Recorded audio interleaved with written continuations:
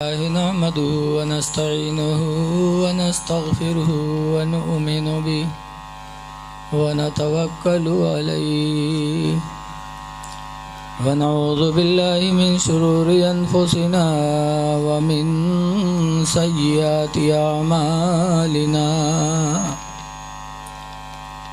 मन यहदिल्लाहु फला मुदिल्ल लहु वमन युद्लिलहु फला हादिय लहु वनशहदु अन ला इलाहा इल्लल्लाहु वहदहु ला शरीक लहु वअशहदु अन्न सय्यदना व मौलाना मुहम्मदन अब्दुहु व रसूलुहु सल्लल्लाहु ताला अलैहि वसल्लम अम्मा बाद अऊज़ु बिल्लाहि मिनश शैतानिर रजीम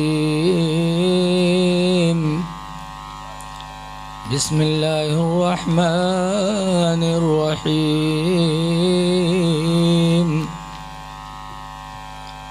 उदउ इला सबीलि रब्बिका बिल हिकमह वल मौइज़तिल हसनह आमन्तु बिल्लाहि सदक़ल्लाहुल अलियुल अज़ीम। दरूद शरीफ पढ़िए।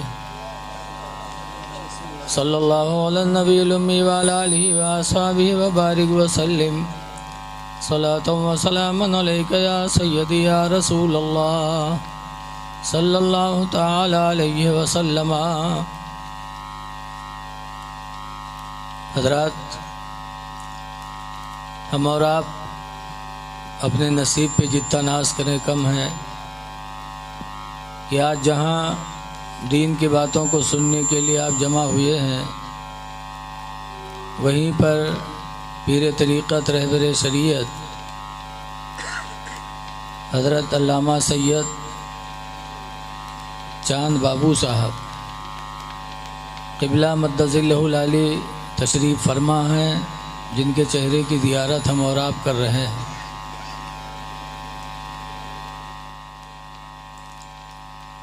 माइक गड़बड़ हो गया, हम देहाती आदमी जानते नहीं थे और खींच दिया, टूट गया वो। हम लोग आम माइक नीचा ऊंचा करना जानते थे, वही इसको भी समझे। माइक वाले से माजरत चाहते हैं भाई। देखिए, जनाब मोहतरम शमशाद भाई ने 11:30 बजे कहा था, मैंने कहा था 10:30 बजे बिठाना, लेकिन फिर भी वो जानते थे कौन वक्त होगा। हजरात, बहुत से लोग इधर उधर टहल रहे हैं, लगता है कि कोई मेला लगा है, मेला। जलसे की कद्र नहीं। अभी हमारे भाई जनाब नूर अली साहब ने दूर के लोगों को बहुत बुलाया, लेकिन आए नहीं। लेकिन जब हजरत तशरीफ़ लाए तो कुछ लोग आए, लेकिन कुछ लोग अभी ज़िद्दी हैं जो वहाँ बैठे हैं। वो सोच के आए हैं कि मुलबिन के रिक्को बात माने कि नहीं, चाहे जत्ता चिल रही हैं। एक जगह ऐसे बुलावा कि भैया चले आओ, बैठ जाओ, तो कहा था, अरे मौलाना साहब काहे मिलाद फातिहा हम कोनो झस नहीं रहेगा। हमने कहा काहे? कहीं 20 बीघा जुंदरी लगाया रहा मकई, बारिश नहीं भाई, मिलाद करावत करावत परेशान हो गए, लेकिन मकई सूख गए। ऐसे लोग जहाँ रहते हैं बड़ी दिक्कत होती है। लेकिन दूर दूर रहने वालों से गुजारिश है कि एक रात हुजूर सल्लल्लाहु अलैहि वसल्लम मदीना शरीफ के मस्जिद नबवी में तशरीफ़ ले गए, तो देखा कि मस्जिद नबवी के अंदर 2 ग्रुप में लोग हैं। एक ग्रुप अलग, एक ग्रुप अलग।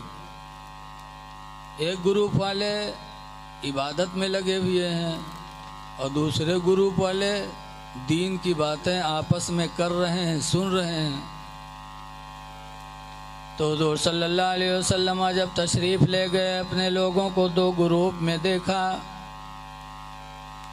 तो हुज़ूर सल्लल्लाहु अलैहि वसल्लम उस ग्रुप में जाके बैठ गए जिस ग्रुप में दीन की बातें हो रही थी, और फरमाया बुइस्तु फ़ीकुम मुअल्लिमा, मैं भी तुम्हारे अंदर दीन सिखाने वाला बनाकर भेजा गया हूँ। हुजूर दीन सिखाने वाले बनाकर भेजे गए, लिहाजा दूर दराज के रहने वालों आ जाओ, वरना हम यही सोचेंगे कि आज हम कहाँ तकरीर करे चले गए, जहाँ तकरीर के कोनो दर नहीं है। तो वैसे होगा जैसे लखनऊ का एक आदमी इतर बेचने वाला इतर बेचते बेचते बंगाल पहुँच गया, आवाज़ लगा इतर इतर, तो एक बंगाली निकला, कहा देखिए तुम्हारे इतर कौन में है, तो के हाथ है वो इतर लगाइस, तो बंगाली बजाय सूंघे के ऊपर चांटे लाग, और जब चांटा तो कड़वान, तो मुंह बने इसके तुम्हारी इतर तो ख़राब है, कड़वा। माशाअल्लाह माइक वाले का मैं शुक्रगुजार हूँ कि उन्होंने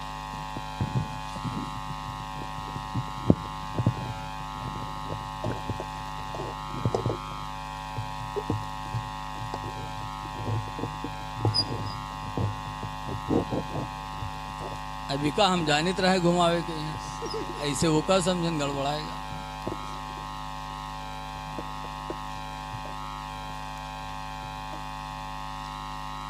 दरूद शरीफ पढ़ लीजिए।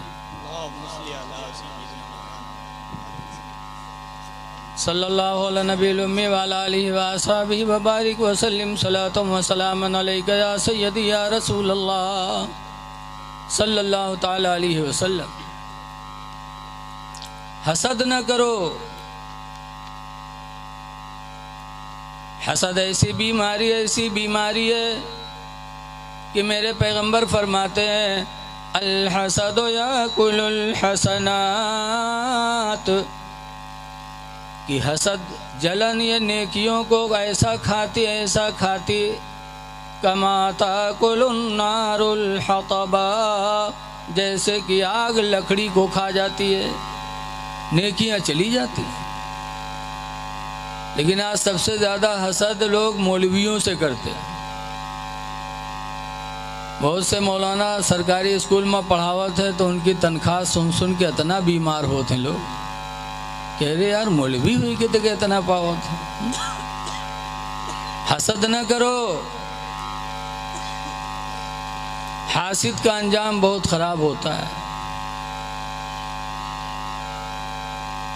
कुरान करीम में मिन शर्रि हासिदिन इज़ा हसद, ऐ नबी हसद करने वाले की हसद से अल्लाह की पनाह मांगो, अल्लाह की पनाह मांगो उससे।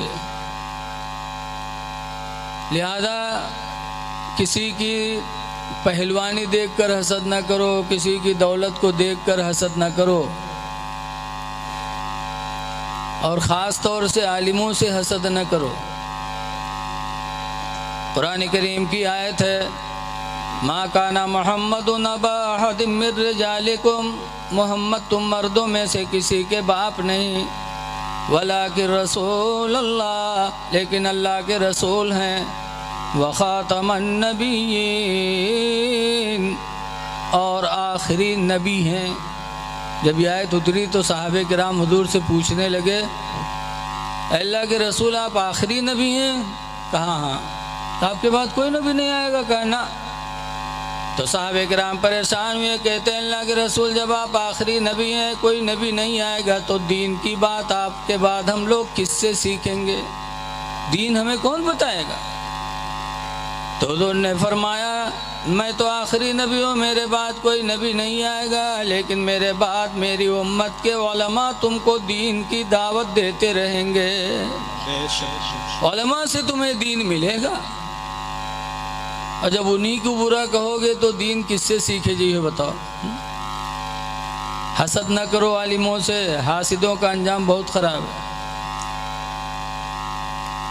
एक बादशाह था, उसके दरबार में सब लोग रहते थे, वकील, डॉक्टर, प्रोफेसर, इंजीनियर, मौलाना, मर्द, औरत, हिजड़ा, सब रहते थे।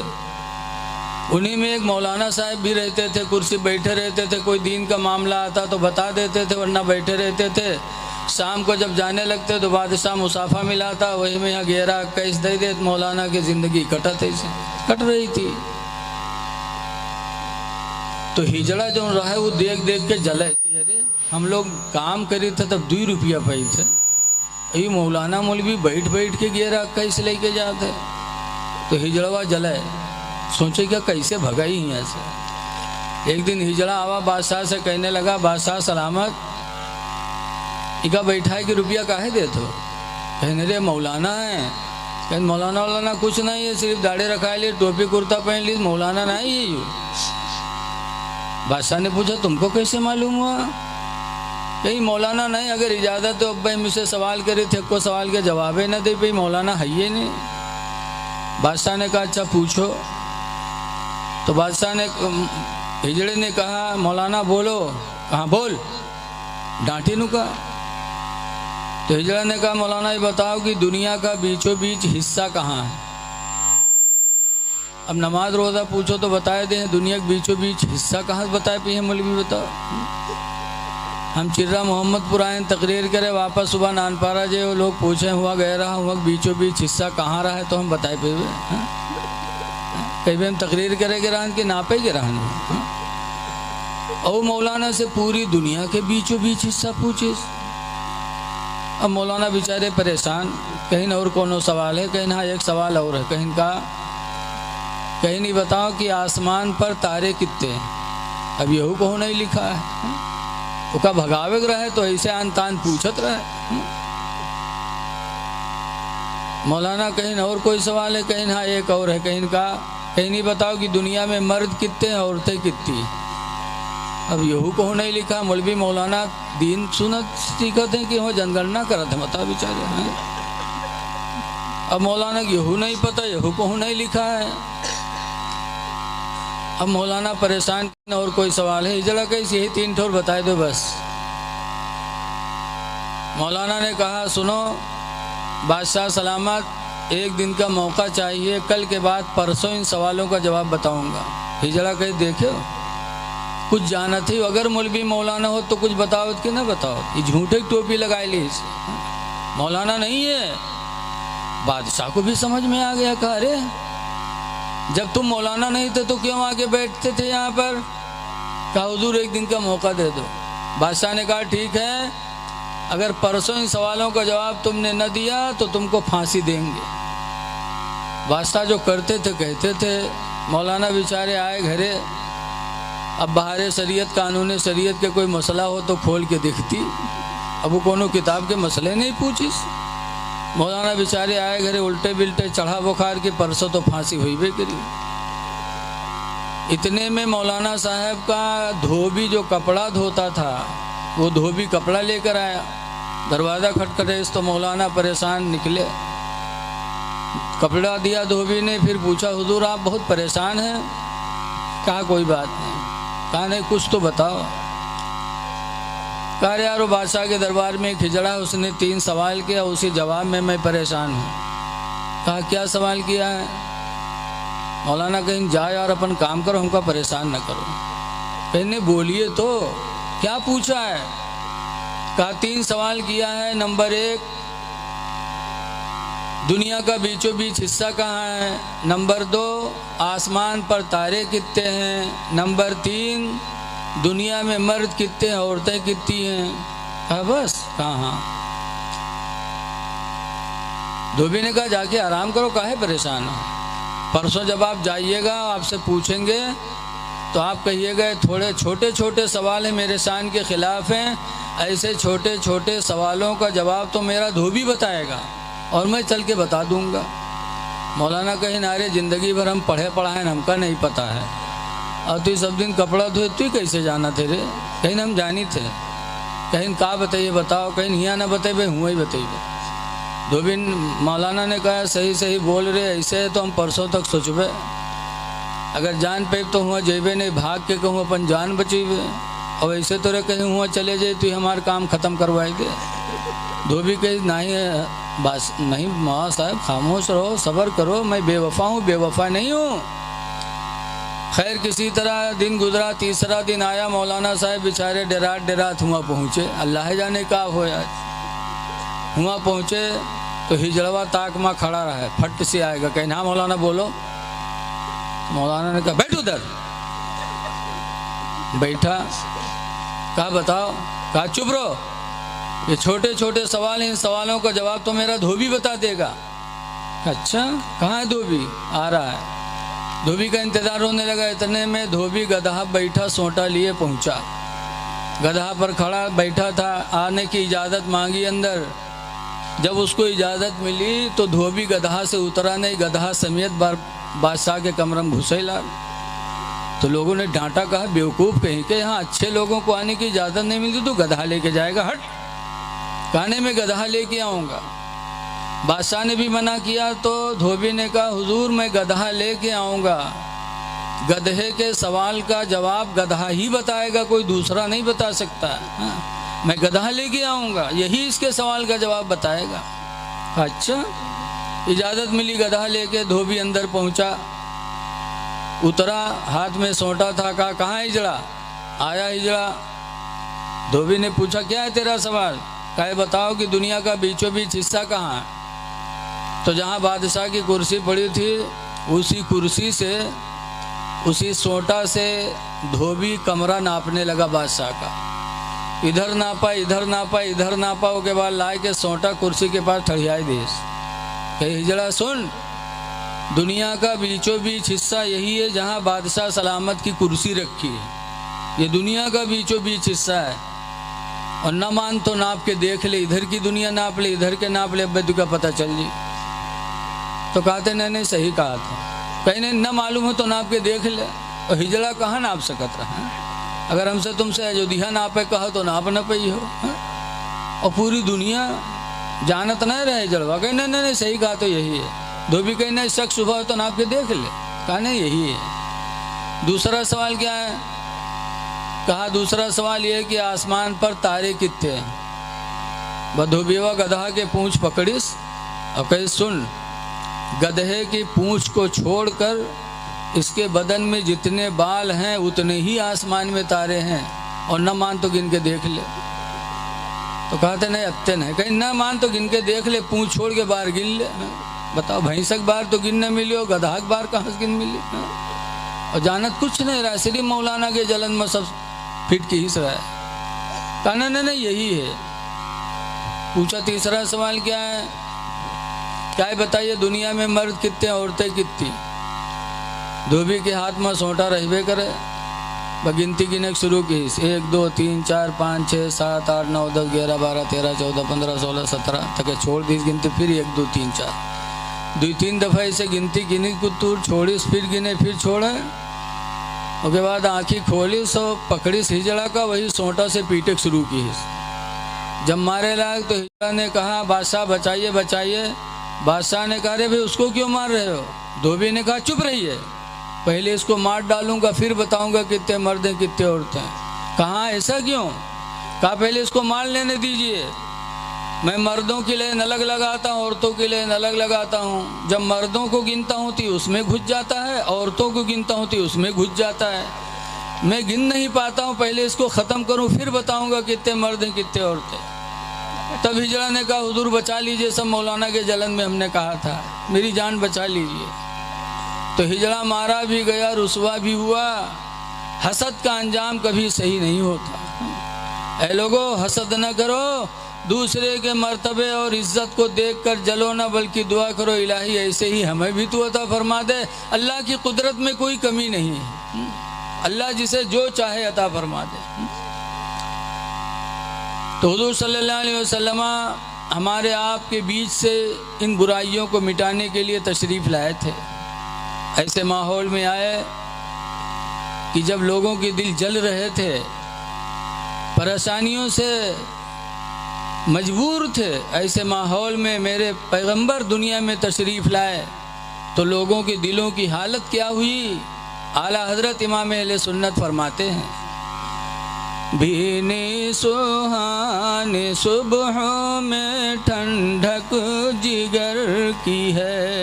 क्या कहने, बहुत उम्दा, बहुत। सुबह के वक्त सरकार आए ना, भीनी सुहानी सुबह में ठंडक जिगर की है, भीनी सुहानी सुबह में ठंडक जिगर की है,